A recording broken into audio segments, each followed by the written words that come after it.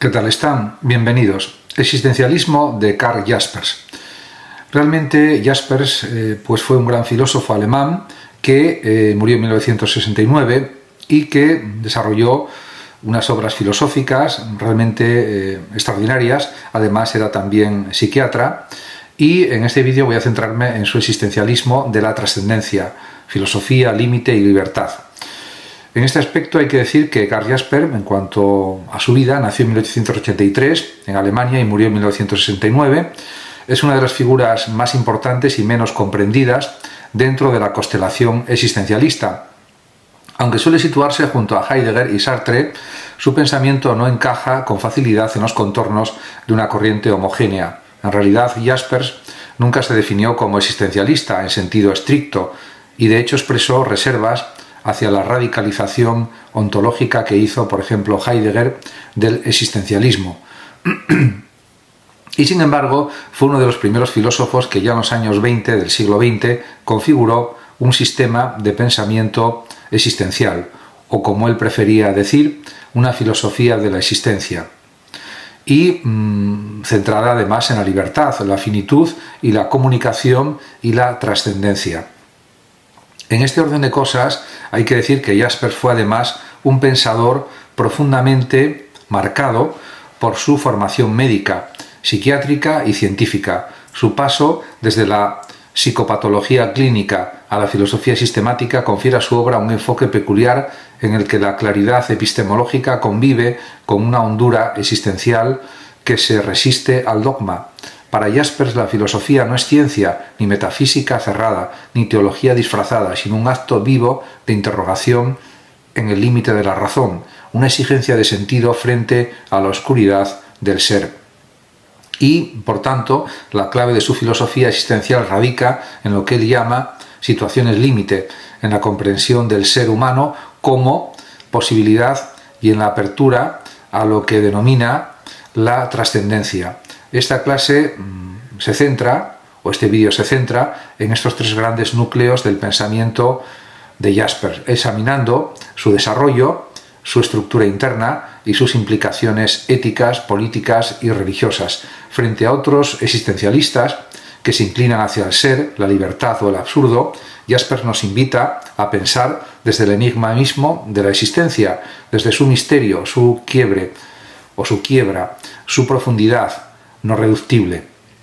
Para comprender a fondo su posición existencial debemos seguir un trayecto que parte de su ruptura con la objetividad científica, pasa por la experiencia de la finitud y culmina en la iluminación simbólica de lo trascendente. A diferencia, por ejemplo, de Heidegger, que propone una ontología del Dasein, Jaspers no busca fundar una nueva metafísica, sino abrir un espacio para el pensamiento que no clausure la libertad. En este gesto se juega para él toda su relevancia. Jaspers es el filósofo que piensa en el filo de la razón sin absolutizarla, que escucha el clamor del ser humano sin absolutizarlo y que habla de Dios sin teologizar la filosofía. Y esto es algo clave en su pensamiento. Jaspers comenzó su carrera como psiquiatra clínico publicando en 1913 una obra que revolucionaría la disciplina, Psicopatología General. En ella ya se percibe el germen de su pensamiento filosófico posterior, la distinción entre explicación causal propia de las ciencias naturales y comprensión significativa propia de las ciencias del espíritu o de las ciencias humanas. Este dualismo metodológico, inspirado en Dilthey, le permite defender una visión de la existencia humana que no puede reducirse a términos fisiológicos, deterministas o mecanicistas. Y todo esto también influye en su perspectiva filosófica. Desde este punto de partida, Jaspers traza una distinción crucial entre hombre como objeto, empíricamente observable, cuantificable, clasificable, y el hombre como existencia, Existenz en alemán, es decir, como ser que se comprende a sí mismo desde su libertad, su singularidad y su posibilidad. La existencia, para Jaspers, no es un hecho dado, sino una tarea, un llamamiento, un hacerse. No es algo que poseamos, sino algo que debemos conquistar. Esta idea es absolutamente central en su filosofía. El hombre no es, sino que deviene existencia en la medida en que se enfrenta consigo mismo en las situaciones límite. Y de este modo podemos preguntarnos, ¿qué son estas situaciones límite? Son experiencias radicales que escapan al control técnico y teórico, experiencias que nos confrontan con la verdad desnuda de nuestra condición finita, la muerte, el sufrimiento, la culpa, el azar, etc. En estas situaciones no podemos escapar por medio del conocimiento ni resolverlas con fórmulas prácticas. Nos obligan a elegir, a sufrir, a aceptar o a rebelarnos, pero sobre todo a darnos cuenta de nuestra fragilidad y de nuestro poder de decidir también. En este aspecto, la muerte, por ejemplo, no es para Jaspers un hecho biológico, sino una posibilidad existencial. Saber que vamos a morir nos obliga a pensar en lo que hacemos con el tiempo que tenemos. El sufrimiento, más allá del dolor físico, se convierte en una experiencia de desgarro espiritual que puede llevar a la desesperación o a la lucidez. La culpa, entendida no solo como falta moral, sino como estructura constitutiva, nos recuerda que no hay existencia humana sin error, sin finitud, sin responsabilidad. Y el azar, en cuanto nos muestra la imprevisibilidad del mundo, destruye nuestras seguridades y nos impulsa a buscar sentido.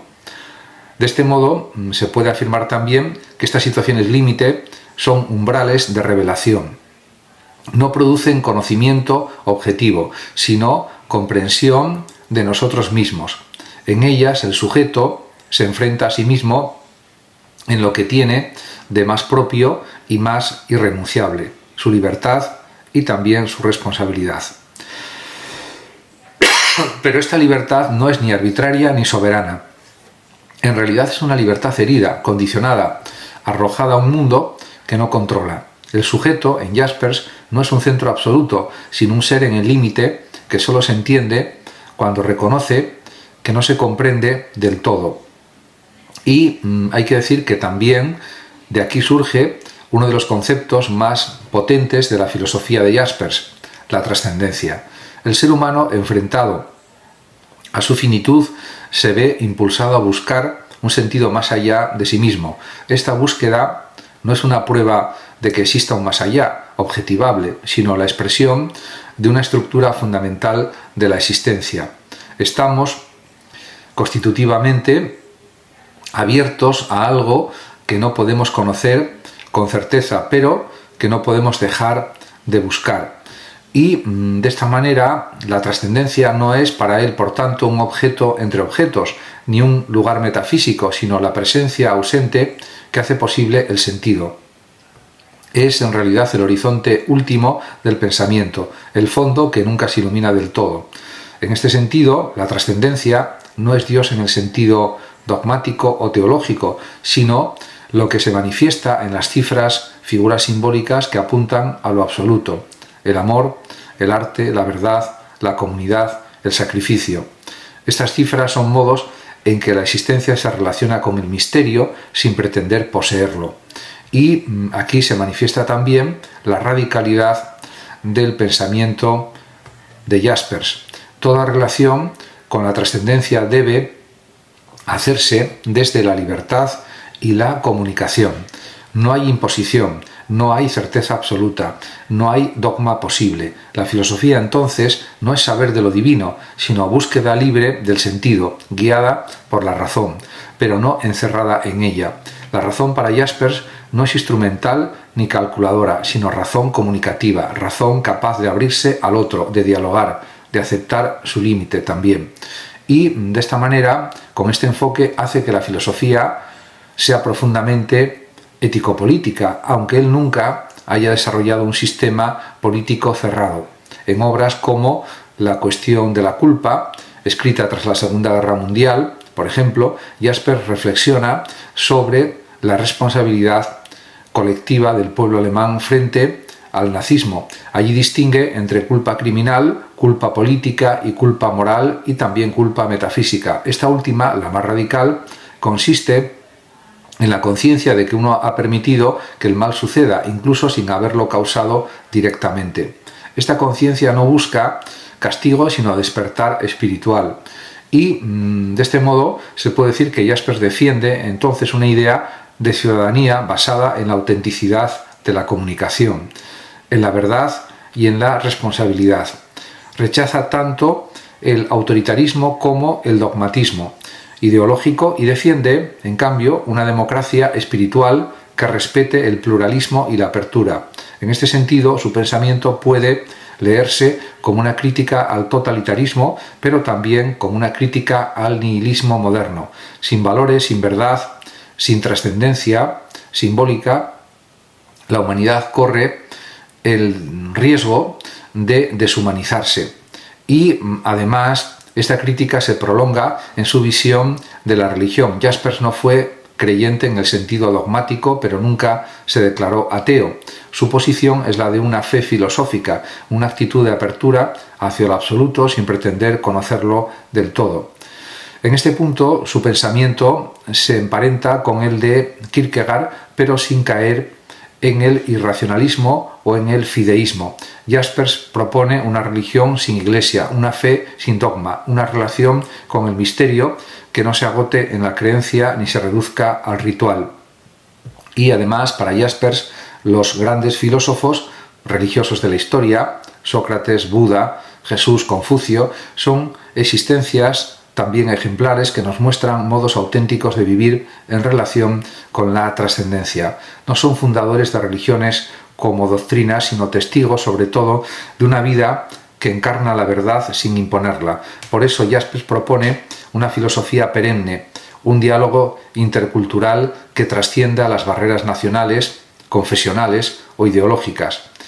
Esta visión o interpretación cobra especial sentido en la época de las dos guerras mundiales, del colapso de las certezas ilustradas, del genocidio y de la destrucción tecnológica.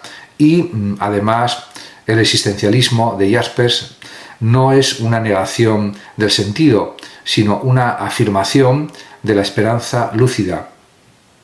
Es una filosofía trágica, en el sentido griego del término. Reconoce el límite, pero no se resigna. Sabe que no hay conocimiento último, pero no renuncia a la búsqueda. Sabe que el otro es radicalmente otro, pero no deja de llamarlo. Sabe que Dios es invisible, pero sigue hablando con él. En este sentido, es un existencialismo del abismo, pero también del vuelo de la mente, de la imaginación, de la ética, etc. Si en Heidegger la existencia se define por el ser para la muerte, y en Sartre por la libertad absoluta, en Jaspers se define por la comunicación con la trascendencia a través del límite. El ser humano no es un sujeto soberano, ni un objeto entre objetos, sino una intersección entre lo finito y lo infinito. Por eso, toda verdadera filosofía debe ser modesta, abierta, interrogativa. Para él no hay sistemas definitivos, no hay síntesis finales, solo queda pensar en el límite, vivir en la posibilidad y hablar desde el misterio. Y en este aspecto, este estilo de pensamiento es cada vez más necesario. En una época dominada por el tecnicismo, el nihilismo, el relativismo banal y el dogmatismo ideológico, la filosofía de Jaspers nos recuerda que pensar es una forma de cuidar el alma. Pensar no es resolver, sino abrir. No es saber, sino escuchar. No es tener razón, sino razonar con el otro. La filosofía de la existencia es así una pedagogía espiritual, un ejercicio también de humanidad, un acto de libertad frente a la desesperación. Jaspers no ofrece respuestas fáciles ni fórmulas consoladoras.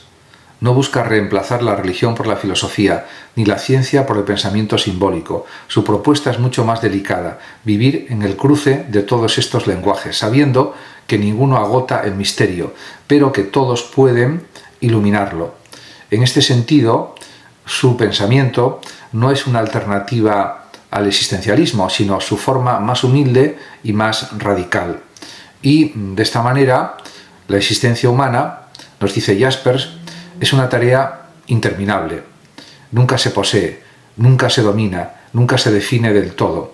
Siempre está en tránsito, en riesgo, en apertura. Por eso, para él filosofar es existir en verdad. Y existir en verdad es buscar escuchar, dialogar. No hay verdad sin libertad, ni libertad sin trascendencia. La filosofía, cuando es auténtica, no produce doctrina, sino vida transformada.